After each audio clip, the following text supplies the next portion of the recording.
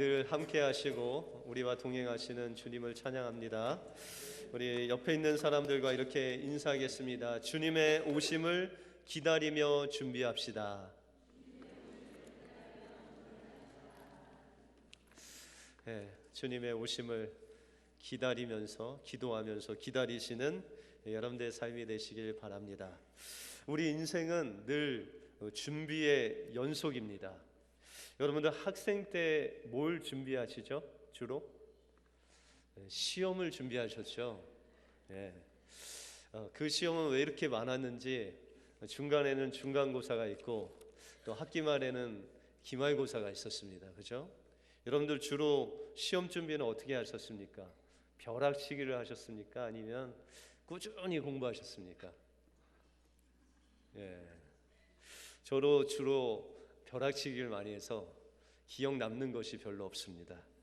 네, 여러분들 대학 가기 위해서는 또 뭐 준비해야 되죠? 대학 가기 위해서 입시 준비하죠. 그렇죠? 여러분들 취업하기 위해서는 뭘 준비할까요? 네, 취업 준비하죠. 저도 학교를 졸업하고 이렇게 취업을 하는데 인터뷰를 좀 봤습니다.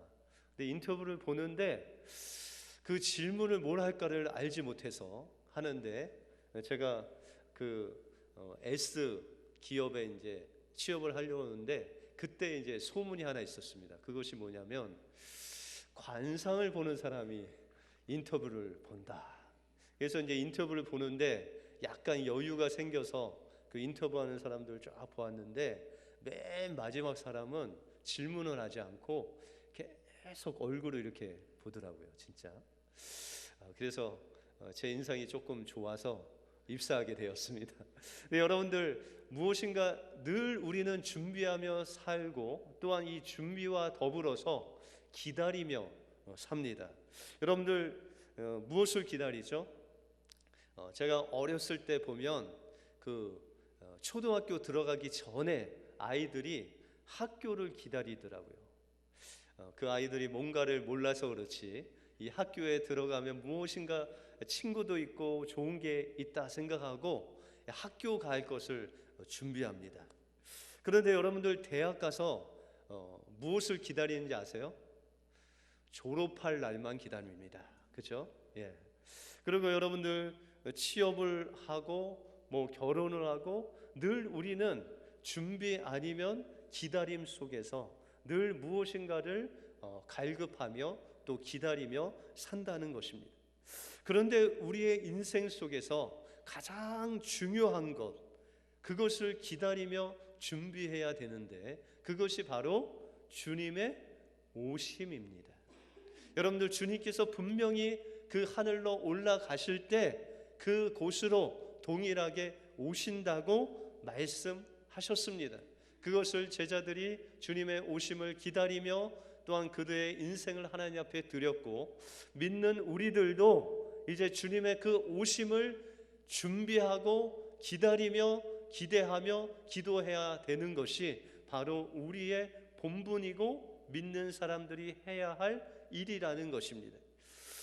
이 일을 위해서 오늘 대강절 셋째 주일인데 이 대강절이라는 뜻이 바로 주님의 오심을 기다린다라는 그런 의미입니다. 오늘 본문은 주님의 오심을 준비한 그 세례 요한의 아버지 사가랴에 대해서 말씀하고 있습니다. 이 사가랴 역시 그 주님의 오심을 기다리고 또한 준비했는데 이 사가랴는 어떻게 주님의 오심을 준비했고 또한 우리는 그러면 어떻게 주님의 오심을 준비해야 되는지 오늘 본문을 통해서 살펴보겠습니다.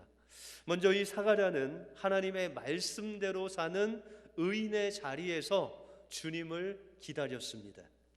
이 사가랴가 살았던 시대적인 배경을 보면 오늘 5절에 보시면 유대 왕 헤롯 때에 아비야 반열에 제사장 하나가 있으니 이름은 사가랴요 그 아내는 아론의 자손이니 이름은 엘리사벳이라라고 말씀하고 있습니다.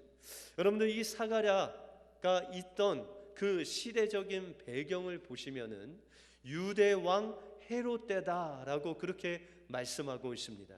여러분들, 이 헤롯은 이두메 사람으로 아주 포악한 사람이었습니다. 우리가 이두메 사람이라고 하면 잘 알아듣지 못하지만, 이두메 사람이라는 것은 에돔 족속이고, 이 에돔 족속은 에서의 후손이라는 것입니다. 여러분들, 에서의 후손은 늘 하나님의 그 민족 백성들을 대적하는 그런 민족이었습니다. 여러분들, 이스라엘 백성들이 출애굽을 하고 르비딘 그 반석에서 물이 나왔을 때 그들을 공격한 민족이 바로 아말렉 족속이죠. 그렇죠? 그 아말렉 족속이 바로 이 에서의 자손입니다. 그래서 이 헤롯은 늘 하나님 나라를 대적하고 방해하고, 또한 그의 포악함을 하나님 나라에 보여주는 그런 일들을 했습니다. 그래서 동방 박사들이 이 헤롯이 있는 예루살렘에 도착했을 때 이 유대 왕 헤롯과 그 신하들에게 이야기합니다. 유대의 왕으로 오신 이가 어디 있느냐라고 물었을 때 이 유대 왕 헤롯이 당황합니다. 그리고 이 동방 박사들에게 자세히 물어서 유대 왕을 만나면 나에게 알려달라, 그럼 내가 가서 나도 경배하리라 라고 그렇게 이야기를 합니다. 그러나 이 동방 박사들이 성령의 인도하심을 받아서 예수님을 만난 이후에 그가 성령의 인도하심을 따라서 헤롯에게 가지 않고 자신의 길을 그냥 갑니다. 그랬을 때 이 헤롯은 동방 박사들에게 속은 것을 알고 그 베들레헴 지역에 있는 2살 아래의 남자 아이들을 모두 학살하는 그런 포악한 왕이었다는 것입니다.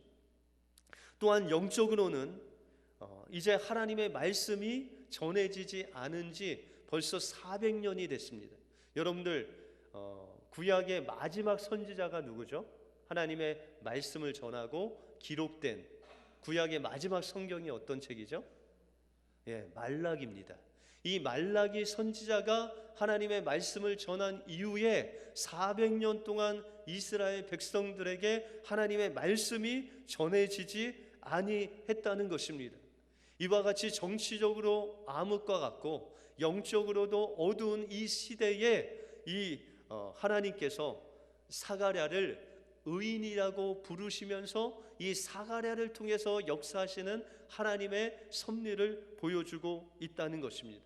우리가 6절에 보시면 이 2사람이 하나님 앞에서 의인이니 주의 모든 계명과 규례대로 흠이 없이 행하더라 라고 말씀하고 있습니다. 여러분들, 이 사가랴와 엘리사벳 아내가 하나님 앞에서 의인인데 그가 어떻게 행했냐면 하나님의 말씀의 자리에서 그 말씀대로 행하였다라고 그렇게 말씀하고 있습니다. 여러분들, 이 사가랴가 하나님의 말씀의 자리에서 말씀대로 행했다는 것은 그 당시의 종교 지도자들과 같이 그렇게 행하지 않았다는 것입니다. 우리가 마태복음 1장에 보시면은 예수님의 아버지인 요셉이 나옵니다. 이 요셉이 마리아와 정혼한 후에 이제 아직 결혼을 하지 않았는데 이 당시에 정혼이라는 제도는 약혼과 결혼 사이의 중간 단계입니다. 다시 말해서 정혼을 하면 법적으로는 부부인데 이 삶으로는 같이 살지 않고 결혼을 1년 후에 하면 이제 동거를 하게 됩니다. 그런데 이 정혼을 했던 그 1년의 기간에 그 마리아가 아이가 잉태되는 그런 일이 나타났다는 거예요. 여러분들, 요셉이 봤을 때 자신이 정혼한 아내에게 다른 사람의 아이가 잉태되었다는 것, 그것은 율법적으로 돌로 쳐 죽여도 합당한 그런 사건이었다는 것입니다. 그런데 이 요셉이 그 마리아가 잉태된 것을 알고 그가 하나님 앞에 기도하는 가운데 그가 결정한 그 결단은 뭐였냐면 가만히 그 정혼을 없던 일로 하는 것이었습니다. 여러분들, 율법으로 행한다라는 것은 그 율법의 그 문자대로 행한다라는 것이 아니라 그 율법 안에 있는 그 사랑으로 행함을 말씀하고 있다는 것입니다. 여러분들, 이 사가랴가 또한 그 아내 엘리사벳이 하나님 앞에서 하나님의 말씀과 규례대로 행하여 하나님 앞에서 의인으로 살았다는 것은 그의 평생 삶 속에서 하나님께서 그 율법을 통해서 말씀하신 그 사랑과 또한 그 하나님 앞에서 공의와 정직함으로 하나님 앞에 살았다는 것입니다. 여러분들, 이 사가랴 시대 때에는 그가 자식이 없다는 것, 특별히 이 제사장에게 자식이 없다는 것은 사람들의 비웃음거리였습니다. 왜냐하면 이 제사장의 직분을 그 아들이 맡아서 계속해서 내려가야만 됐다는 것입니다. 그래서 여러분들, 구약 성경에 보시면 한나가 있었죠. 한나가 무자했을 때 그의 남편이 바로 엘가나도 제사장이었습니다. 이 사가랴 시대 때 제사장, 특별히 제사장이 아내가 없을 때에는 그 역사적으로 보면 랍비들이 어떤 이야기를 했냐면, 무자한 사람들은 그 아내와 이혼을 하고 다른 여자와 결혼해서 아들을 얻어야 된다라고 그렇게 이야기를 했습니다. 그러나 이것은 율법에 위법된 이야기였고 또한 하나님 말씀과 먼 이야기였습니다. 그러나 여러분들, 한나의 그 남편 엘가나는 어떻게 행했습니까? 그가 다른 아내를 취해서 자녀를 낳았다라는 것입니다. 다시 말해서 불법을 행하는 사람이었다라는 것입니다. 그러나 이 사가랴는 세상 사람들이 어떻게 이야기하든지 간에, 비록 랍비들이 그 율법의 선지자들이 이야기할지라도 그는 하나님의 그 율법의 말씀대로 오직 하나님께서 허락하신 그 아내만 사랑하고 그 아내와 함께 하나님의 말씀의 자리에서 그 말씀을 이루고자 하나님 앞에 나갔다는 것입니다. 이 의인이라는 것은 하나님께서 정하신 그 율법대로 살면서 그 죄를 미워하고 멀리 했다는 것입니다. 그래서 구약에 보시면 의인이라고 하는 사람이 한 명 나오는데, 그것이 바로 욥기서에 나오는 욥입니다. 이 욥 또한 하나님 앞에서 의로운 사람이었는데, 이 욥이 어떻게 그 자녀들을 관리했냐면, 이 자녀들의 생일 때 잔치를 베풉니다. 여러분들, 자녀들 생일 잔치 해주시죠? 요새는 자녀들이 생일 잔치 해주시죠? 그런데 이 당시에도 그 생일날 자녀들을 불러다가 생일 잔치를 하고 나서 그 다음에 이 자녀들을 위해서 제사를 드렸습니다. 혹시 이들이 생일을 축하하며 파티를 하면서 하나님께 범죄는 하지 않았는지, 하나님을 떠나지 않았는지, 그들이 먹고 마시는 것을 하나님보다 더 중요하게 여기지 않았는지 생각하고, 그 욥은 자녀들 위해서 그 하나님을 떠나지 않게 하기 위해서 하나님 앞에 제사를 드리고 하나님 앞에 나가는 그 자녀들의 신앙생활, 죄와 멀리하는 그 생활을 계속해서 했다는 것입니다. 사가랴 역시 제사장으로서 하나님 앞에서 늘 자신의 그 삶을 돌아보고 하나님의 말씀을 비춰보고 그 죄와 멀리하고 하나님과 가까이 하는 그 일들을 날마다 하나님 앞에 나가는 말씀의 자리에 섰다는 것입니다. 그랬을 때 하나님께서는 이 사가랴를 만나 주실 뿐만 아니라 하나님께서 예비하신 아들을 통해서 그 메시아의 길을 준비하는 놀라운 하나님의 사람으로 세워 주셨다는 것입니다. 우리가 주님의 그 오심, 왕으로 오시는 그 주님을 맞이하기 위해서는 사가랴와 같이 하나님의 말씀의 자리에서 주님을 기다려야 됩니다. 하나님이 주신 그 사랑과 그 말씀 안에 있는 주님의 그 약속하신 말씀을 붙잡고 우리가 하나님을 기다릴 때 주님께서는 그 약속하신 말씀으로 우리에게 다가오셔서 사가랴를 만나 주신 것 같이 우리를 만나 주시고 그 놀라우신 왕이신 예수님을 만나는 놀라운 은혜를 우리에게 베풀어 주실 것입니다. 우리의 말씀의 자리 안에서 주님을 기다리심으로 왕이신 주님을 만나시는 여러분들의 삶이 되시길 바랍니다. 둘째로 사가랴는 기도의 자리에서 주님을 기다렸습니다. 오늘 본문 말씀 13절에 보시면 천사가 일러 가로되 사가랴여 무서워 말라 너의 간구함이 들린지라 라고 말씀하고 있습니다. 이 사가랴는 하나님의 말씀의 자리에서 있으면서 그의 삶 속에서 늘 하나님 앞에 간구하는 사람이었다라고 말씀하고 있습니다. 그러면 여러분들 사가랴가 무엇을 그렇게 하나님 앞에 간구했겠습니까? 그의 자녀를 놓고 기도했습니다. 그런데 여러분들 그 자녀를 놓고 기도했을 때 여러분들 한나가 생각나지 않습니까?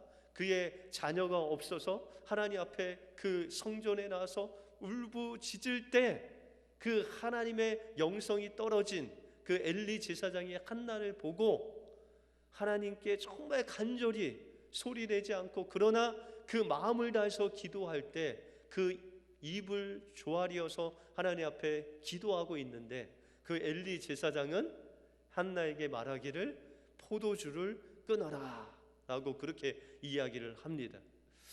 다시 말해서 이 사가랴도 한나의 심정으로 세상 사람들이 뭐라고 할지라도 그는 하나님 앞에 간절하게 아들을 구했는데 하나님께 그 아들을 구하되 그 아들만 구한 것이 아니라 사가랴가 살고 있는 그 시대를 바라보면서 그 어두운 정치적인 생활과 또한 영적인 그 어두운 모습을 보면서 하나님께서 약속하신 하나님의 놀라운 그 하나님의 말씀을 이루어 주소서라고 하나님 앞에 울부짖었다는 것입니다. 여러분들 이 사가랴가 하나님 앞에 울부짖을 때 그가 하나님의 약속을 붙잡고 하나님 앞에 울부짖었다는 것입니다. 여러분들 우리가 말라기서 마지막 절에 보시면은 5절과 6절에 보시면 이런 하나님의 예언이 적혀져 있습니다. 보라 여호와의 크고 두려운 날이 이르기 전에 내가 선지자 엘리야를 너희에게 보내리니 그가 아버지의 마음을 자녀에게로 돌이키게 하고 자녀의 마음을 그들의 아버지에게로 돌이키게 하리라. 돌이키지 아니하면 두렵건대 내가 와서 저주로 그 땅을 칠까 하노라 라고 말씀하고 있습니다. 여러분들 하나님께서 말라기 선지자를 통해서 400년 전에 하나님께서 예수 그리스도를 메시아로 보낼 것인데 사람들의 그 마음을 돌이켜서 그 아들의 마음을 아버지께로 또한 비껴나간 그 마음을 하나님께로 인도할 수 있는 엘리야와 같은 그 하나님의 종을 보내시겠다고 약속하셨다는 것입니다. 그 하나님께서 약속하신 그 말씀을 붙잡고 사가랴가 기도했다는 것입니다. 하나님 저에게 아들을 주십시오. 그 아들이 정말 예수님의 그 길을 예비하는 하나님의 종이 되어서 이 어두운 가운데서 빛을 비출 수 있는 아들로 하나님 세워달라고 하나님 앞에 기도하며 나갔다는 것입니다. 그랬을 때 하나님께서는 그 사가랴의 기도를 들어주셔서 그 마지막 말라기 선지자를 통해서 약속하신 그 엘리야를 사가랴를 통해서 낳을 수 있도록 인도해 주셨다는 것입니다. 여러분들 하나님께서는 우리 심령들이 하나님의 그 말씀을 붙잡고 기도하는 삶을 원하신다는 것입니다. 이 사가랴가 하나님의 말씀을 붙잡고 기도했을 때 그에게 아들을 주셨듯이 우리가 주님께서 우리에게 약속하신 그 약속을 붙잡고 하나님의 제자가 돼서 그 복음을 전하는 삶을 살게 해달라고 하나님 앞에 부르짖을 때 하나님께서는 약속하신 그 약속을 여러분들의 삶 속에서 이루실 믿습니다. 그 하나님 말씀 붙잡고 기도의 자리에서 기도하심으로 왕으로 오시는 그 주님을 만나시는 여러분들의 삶이 되시길 바랍니다. 마지막으로 사가랴는 가브리엘 천사를 통해서 좋은 소식을 받습니다. 구약에는 구약을 대표하는 두 부류의 천사가 있습니다. 그 천사의 한 부류가 바로 이 사가랴가 만난 가브리엘 천사입니다. 이 가브리엘 천사는 좋은 소식을 전하는 그런 천사입니다. 그런데 오늘 이 성경에 보시면 이 가브리엘 천사가 좋은 소식을 이 사가랴에게 전하고 있다는 것입니다. 그것이 바로 너에게 아들을 줄 터인데 그 아들의 이름을 요한이다 하라라고 말씀하시면서 그에게 이 말라기 말씀을 온전히 전해 줬다는 것입니다. 여러분들 17절에 보시면 저가 또 엘리야의 심령과 능력으로 주 앞에 앞서가서 아비의 마음을 자식에게 거스리는 자를 의인의 슬기에 돌아오게 하고 주를 위하여 세운 백성을 예비하는 그 아들을 주리라 라고 약속하는 그 좋은 소식을 전했다는 것입니다. 여러분들 누가복음에 보시면은 마리아에게 찾아온 가브리엘 천사의 모습을 우리가 볼 수 있습니다. 그때 가브리엘 천사가 이 마리아에게 이야기하기를 성령이 내게 임하시고 지극히 높으신 이의 능력이 너를 덮으시리니 이러므로 나실파 거룩한 자는 하나님의 아들이라 일컬음을 받을 것이다 라고 말씀하고 있다는 것입니다. 여러분들 이 마리아가 처녀였습니다. 사내를 알지 못했습니다. 그런데 어떻게 이런 일이 있을 수 있냐고 이야기했을 때 성령께서 너를 덮으시리니 하나님께서 약속하신 메시아가 너를 통해서 나타날 것이다 라고 말씀하고 있다는 것입니다. 그랬을 때 마리아가 이 가브리엘 천사가 전해준 그 약속의 말씀을 그 마음으로 믿음으로 고백합니다. 저는 주의 계집 종이오니 말씀대로 내게 이루어지다 라고 고백했을 때 하나님께서 성령으로 말미암아 예수님을 잉태하는 놀라운 기적을 이 마리아가 경험하게 되었다는 것입니다. 이 사가랴에게도 가브리엘 천사를 통해서 그 아들 요한을 너에게 주리라 라고 약속을 주셨을 때 하나님의 놀라운 그 역사가 이 사가랴 가정에서 이루어지게 된다는 것입니다. 여러분들 이 세례 요한은 어떤 사람이었습니까? 바로 엘리야와 같이 많은 사람들의 그 마음을 주님께로 인도하는 놀라운 역사를 이루게 된다는 것입니다. 여러분들 엘리야는 어떤 사람이었습니까? 그 왕에게 3년 반 동안 비가 오지 않는다라고 이야기하고 쫓겨다니는 그 신세로 도망다니던 선지자였습니다. 그가 갈멜산에 올라가서 아합과 함께 있는 그 바알과 또한 백성들에게 이야기하기를 이제 이 제단에 불을 내리는 분이 너희의 참 신이다 라고 그렇게 이야기를 합니다. 여러분들 그 당시의 사람들의 마음이 어땠습니까? 그의 마음이 다 하나님께로 있지 아니하고 바알에게도 있었다는 것입니다. 여러분들 바알이 어떤 신입니까? 그의 농사를 잘 짓게 하는 그런 태양신입니다. 비를 내리고 태양을 비춰주고 또한 풍요롭게 하는 그 신이 바로 바알이었다는 것입니다. 예수님께서도 이 땅에 오셔서 그 제자들에게 말씀하시기를 너희가 재물과 하나님을 겸하여 섬길 수 없다라고 말씀하셨습니다. 여러분들 더 우리가 경성해야 될 것은 여러분들 재물도 아니고 하나님도 아니고 우리는 중간에 섰습니다라고 하면 무엇을 섬기는 자입니까? 예수님, 저는요 하나님도 좋고 또한 세상도 물질도 좋습니다. 제가 하나님 잘 믿을 테니까 물질도 줘서 저를 풍요롭게 살게 하시옵소서 라고 하면은 그 사람은 누구를 섬기는 것입니까? 하나님께서 말씀하시기를 그것은 그 둘 다 섬길 수 없다.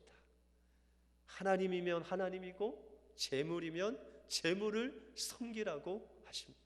여러분들 엘리야가 그 백성들에게 선택을 준 것은 하나님을 섬기면서 바알을 선택하라는 것이 아니었습니다. 오로지 하나님만 섬기라고 그들에게 말씀을 전하고 하나님 앞에 기도할 때 하나님께서는 불을 내리셔서 그 물에 있는 그 짐승을 재물을 태우시고 하나님이 살아계심을 보여주십니다. 여러분들 세례 요한이 이 땅에 와서 하나님의 복음을 전했습니다. 회개하라 천국이 가까이 왔느니라 외치면서 그들에게 요구한 것이 무엇입니까? 두벌옷 있는 사람은 옷 없는 사람들에게 나눠주고, 세리는 자신이 받아야 할 그 세금만 받고, 군사들은 자신의 요에 만족하면서 사람들을 괴롭히지 말라는 것입니다. 다시 말해서 하나님께서 여러분들을 창조하신 그 모습대로, 하나님은 자녀면 자녀답게, 아버지는 아버지답게, 어머니는 어머니답게, 자녀면 그 자녀의 자리에서 하나님을 온전히 섬기는 그런 하나님의 자녀로 서라는 것입니다. 우리가 때때로 하나님의 자녀인데 세상의 어떤 사람들 같이 동일하게 행할 때가 있다는 것입니다. 우리가 아버지의 자리에 있어야 되는데 그 아버지의 자리에 있지 않을 때가 있다는 것입니다. 하나님이 원하시는 자리, 그 기도의 자리, 말씀의 자리, 하나님의 자녀의 자리에 있어야 되는데 우리가 있지 않을 때, 세례 요한은 그 백성들에게 외치기를 하나님께서 원하시는 그 자리로 돌아오라고 이야기하고 있다는 것입니다. 우리가 상처받고 우리에게 아픔이 있는 그 골짜기마다 하나님의 말씀으로 채움을 받고, 또한 하나님보다 높아진 것들을, 그 산들을 깎아서 평탄하게 주님을 오심을 예비해야 되는데, 그것이 바로 하나님이 원하시는 자리, 하나님을 모시는 자리, 그 말씀의 자리, 기도의 자리에 있을 때 우리가 예수 그리스도를 우리 마음속에 왕으로 오신 그 주님을 맞이할 수 있다고 외치고 있다는 것입니다. 이 세례 요한의 이 외치는 그 선포가 바로 사가랴의 선포였고, 사가랴가 평생 동안 하나님 앞에 울부짖었던 말씀을 붙잡고, 그 말라기 말씀을 붙잡고 기도했던 내용이라는 것입니다. 바로 이 사가랴가 있었기 때문에 세례 요한이 이 땅에 나올 수 있었다는 것입니다. 여러분들, 한나의 기도가 있었기 때문에 사무엘이 있었다는 것입니다. 우리도 또한 하나님 앞에 말씀을 놓고 기도해야만, 우리가 하나님의 자리에서 기도와 말씀으로 바라보고 주님을 기다려야만 우리는 왕으로 오신 주님을 우리 마음속에 좋은 소식으로 맞이할 수 있다는 것입니다.